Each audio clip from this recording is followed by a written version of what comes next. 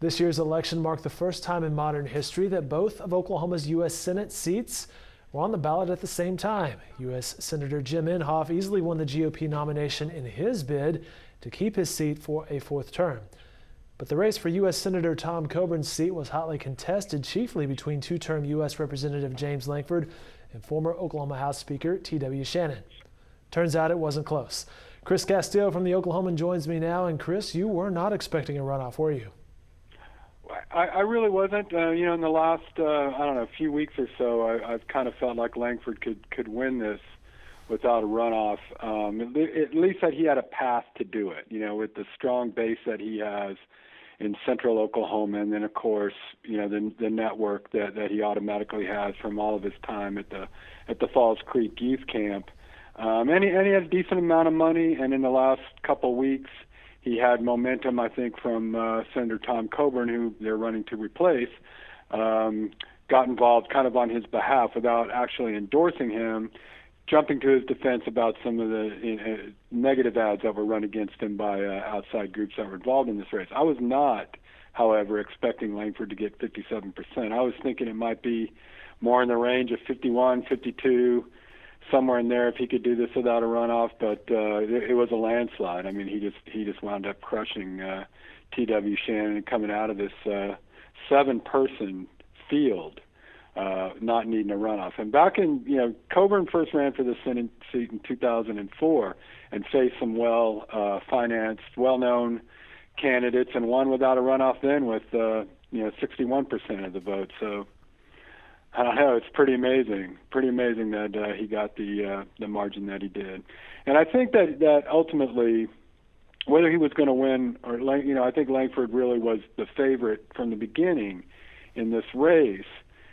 The question was obviously whether it was going to go to a runoff, and I think what happened about 6 weeks ago or so when one of these dark money groups supporting T.W. Shannon's candidacy, dark money in that they don't disclose their donors, decided to go negative against Lankford, and that was a huge risk because of the possibility of a backlash against Shannon. Even though Shannon wasn't running the ads, his campaign wasn't running the ads, people were going to associate those ads with him.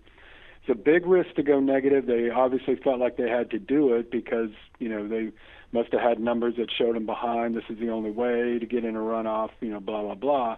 Well, I think the backlash was evident. I mean, I think that it angered a lot of Republicans who kind of still go by the Ronald Reagan 11th commandment, not speaking ill of fellow Republicans.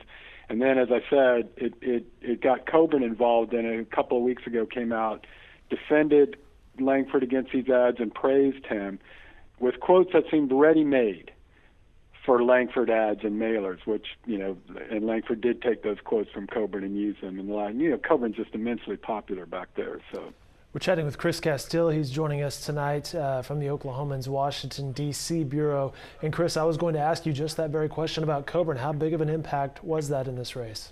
I think it wound up being pretty big. The thing about Coburn, he's such a unique political figure. And,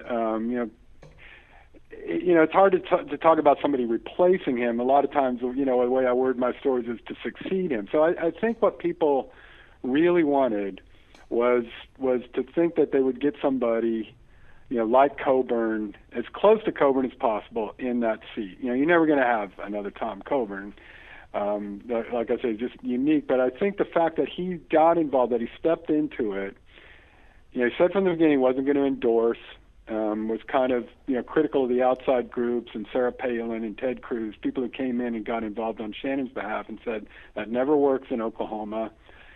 Apparently it didn't in this race, but I think that his involvement, him kind of enforcing what I just said about Republicans reacting negatively to the ads against Lankford, he kind of reinforced those feelings, and the things that he said about Lankford were just right there on the line of endorsing him. So I think it had an impact. I really do, probably pretty big, at least in this margin. Chris Castillo joining us from Washington, D.C. Bureau tonight. So James Lankford wins this race. Let's talk about the 5th Congressional District race to replace Lankford's vacated seat. Right. Yeah, that was a crowded field too. This is the third time this seat has been open since 2006. Mary Fallon won it in a crowded field in 2006, and she, of course, ran for governor in 2010 and won. Lankford came out of nowhere to win this race against some financed state lawmakers and won the race. So here we've got the seat open again in 2014. Another crowded field, some sitting legislators, some former legislators, and then you've got the Army War veteran Steve Russell, who was a state senator for a term, and Patrice Douglas, a state corporation commissioner from Edmond, heading for a runoff. Russell had a slight lead at the end, but neither of them got anywhere near 50% in that crowded field. So they're going to the August 26th runoff with Russell ahead. And Douglas was really well financed. I mean, she raised